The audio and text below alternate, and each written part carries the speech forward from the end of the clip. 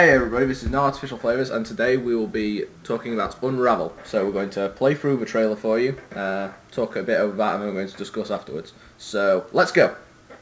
Peggy 7. Peggy 7. I love this little guy, little Yanni, he's so cute. So yeah, this game's absolutely adorable. Oh, I just want to give it a home. And I Just hope, like come home with my little guy. So cute. Oh, careful! I really hope they sell the Yarnies, because I bet they probably Yeah. will. Because I will Oh, get so emotionally invested in this character. he reminds me of the PG monkey. I don't know why. And Jesus Christ! No! Run! Run! Run! Yeah. I really love these macro world games. I love how the seasons change though. I think that's really a good touch. Yeah, that kite is adorable. Oh no! I believe I can fly. Now this bit here that's really Yeah. Really this just depressing, gets but to it. it's dim feels. as much as this is a platformer and doesn't show much narrative or anything, it tells a story. Yeah. Really It's tells a music. story. This is the kind of thing where you don't need any kind of voice acting to know what they're thinking and saying, if you know what I mean. Yeah, this is one of them rare gems, and it's just so touching. What would the voice of Yanni even be like? Would it be like a little squeaky voice or like a little... I don't know. Oh, hopefully none. Yeah. Well, no. Ideally, I want him to be completely mute. Maybe have So sound do I. effects, but not a voice. Yeah. Oh. Like the kind of music that's in the trailer. I want that kind of that theme for the game. Because Yeah. that'd just be amazing. That would be the optimal thing. So that's the trailer. This will be... I don't believe we have any release date, but it will be coming to PS4, Xbox One, and PC. Which I'm very excited it's coming for PC, because obviously I don't have any next-gen console than the Wii U. And I think it just gets a large range of audience. This is actually developed by... well, it's being developed by an indie team in Sweden. Is it Sweden? It is Sweden, Yeah. yes. Yes, It's only but- like 12 developers. Yeah, it was a development team of 12 people. So it's really impressive for what they're doing. This was in EA's conference, so... I really hope it's successful for them because I think it set their careers off. Yeah. Yeah. This would be a massive jump point to be able to get into bigger things, because it seems like the indie scene is the only thing that's producing truly original content recently. Yeah. So this is this game has all really caught us, and all three of us have just kind of found this really good, and it's unexpected. Yeah, because Why is it so good and so moving? I think it's because within the EA conference, you've got all the sports and all the big games, and then suddenly got this man come on with this little toy saying, I had this dream when I was in this garden, I made this character when I was on holiday with my children, and it's now finally my dream that's come true to bring this little guy called Yanni to life. And it's such a touching story, and it seems like it's his dream to bring on this character, and he's not just doing it for the pure economic side of it. I think it's just a lovely I thing. have never seen a conference with more heart and soul put into it. Yeah, Definitely. And everybody else is about a performance and an advertisement, and that's not what he was about. It was more expression. Yeah, he seems a nervous blessing. Yeah. He's really nervous because obviously, he's just an indie developer and he's there on the EA conference for E3. You mean you had Need for Speed that come in with this big car and all the bling, and then you have this little guy come in with a little character made out of yarn and says, you know I'm what? bringing you to life. That little piece of yarn had more effect on me than anything else in the entire show that day. I agree, yes. So much. Yeah, so one thing we haven't talked about, visually it looks amazing. The lighting effects look brilliant. It's just so well made. Well, obviously considering it has only 12 developers, but It's really pretty. it's a physics-based game as well, and it looks amazing. here we go. That must have taken a lot of effort. I'm wondering if it is running off of a pre-built physics engine, like well, a game engine in general, like Unreal, or whether it's all been built from scratch. But either way, I don't really mind. Either you can make just as equally a good game.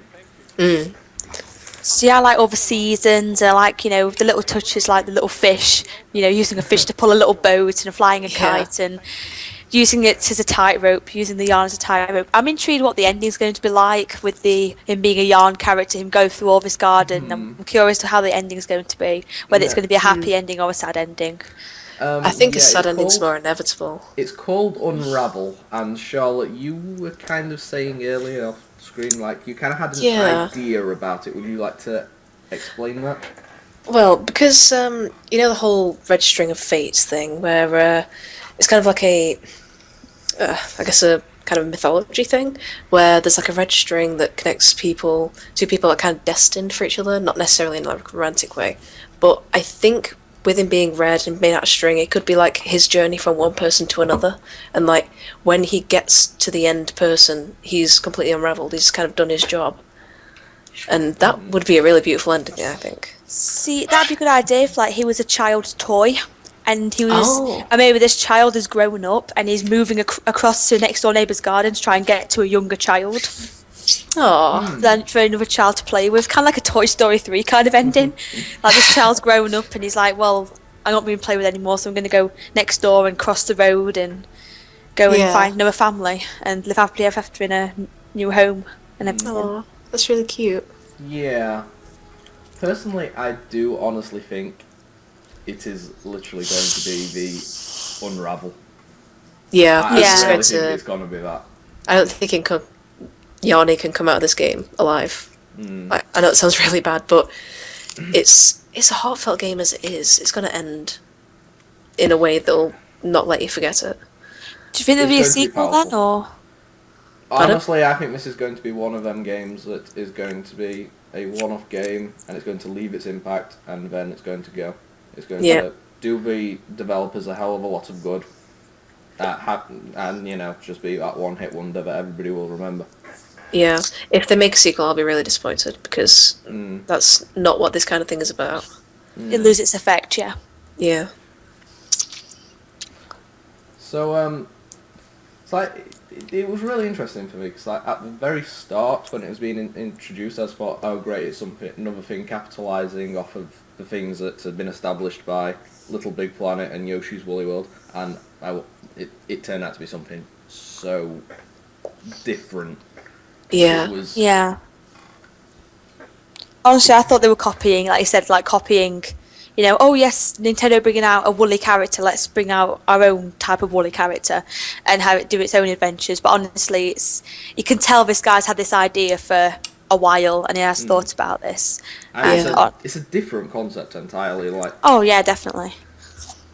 So what we haven't talked about, oddly enough, is gameplay. We haven't talked anything about gameplay. Yeah. Yeah. Like, as well as being like really cute with him being a little yarn thing, it's also a really interesting mechanic with him, as well as the unraveling thing. But the whole kind of Spider-Man-ish way of getting around and the physics engine, that is really interesting. Yeah, it's I think it will play similar to funnily enough, Little Big Planet 2. Where you had the grappling hook in that game. I think it will play quite similar to that. Okay. You see, what I like about it is how real it is. Like on the trailer where he jumped on a rock and it fell off. It just seems always on a dandelion. No, I think it was a branch with snow on it, and then the branch of snow flicks him, and all the snow goes everywhere. It just seems so real. Yeah. Yeah. But what I'm wondering is, because in the trailer there was a lot of like scripted events like that and the fish thing and all that, but when he was talking about it himself and he was showing some screenshots of it, there was a lot of like there was this one bit where he was against a tree and there was loads of like the yarn going around it. It looked like he'd stayed in that same spot and worked something out for a while. So I'm wondering whether it's going to be more fast-paced scripted events or staying one pace figuring something out. Honestly, I think it will have a very slow pace to it. You'll walk along, you'll kind of figure out what's going on. Obviously, you'll have the music behind it to kind of like, you'll be sat there figuring out, and there'll be this very gentle, emotional, slow music in the background. And I think that'll really set off the tone for how you're supposed to play it. Yeah. Yeah. And then it'll get excited and, faster tempo when you get something like the vole chasing you across underground.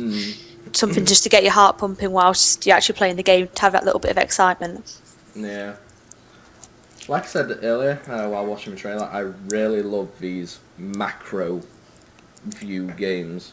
Because, that vole in any normal environment is not a threat. It's a vole. It's called a vole. But it's massive and it's a threat. You're scared of it. Like, Jesus Christ, this is a scary vole. Because of our tiny little hero that we've got. Yeah. It's kind of like, in a lot of ways, he's a very weak and powerless hero. But he has his motive and he has his initiative. And I feel like it's relatable. Yeah, like you can relate more to a Absolutely. little yarn doll than you can to most action game heroes. Yeah.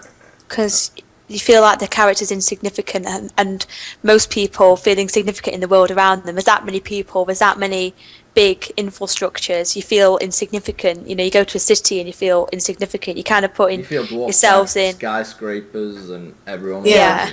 Yeah. And you feel how Yarny feels, except obviously he's smaller, but he feels the same way that we do when we go to a big metropolis.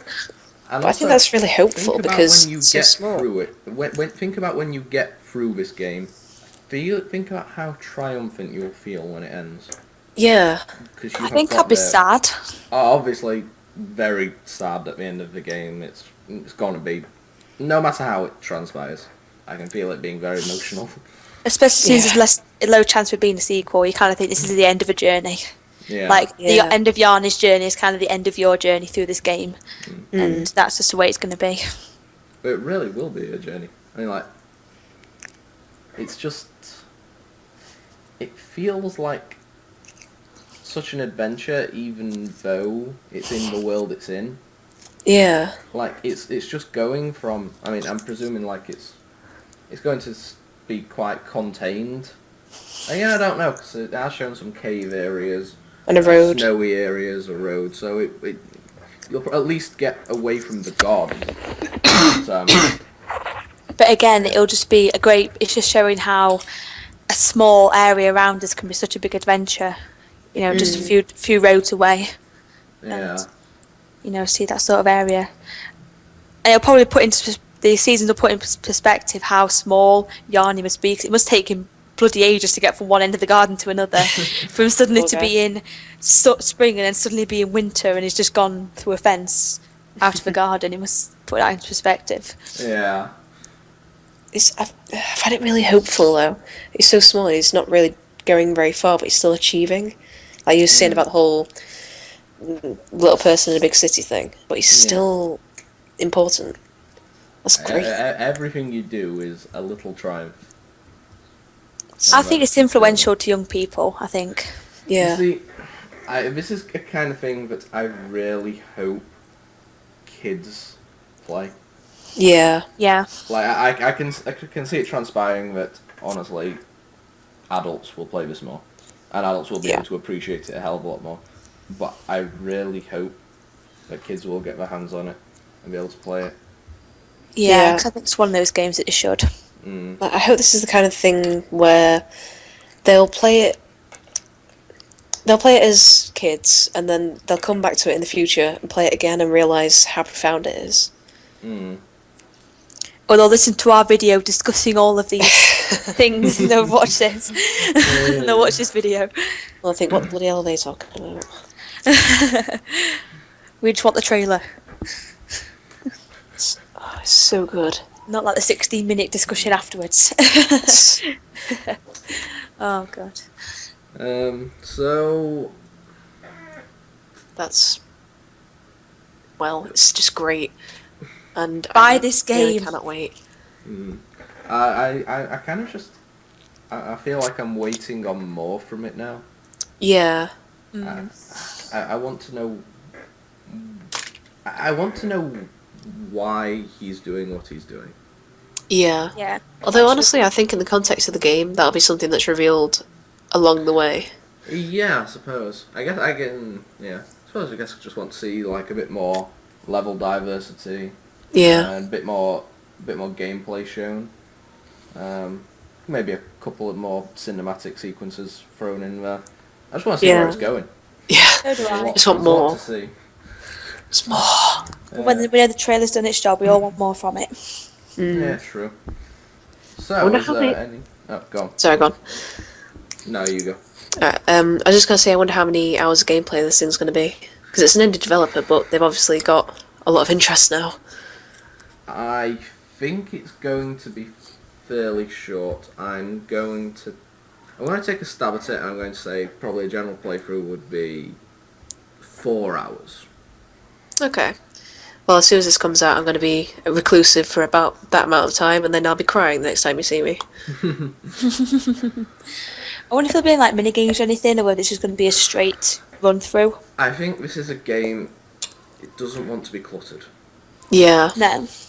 I think it wants to do what it does, say what it wants to say, and not get lost in everything else.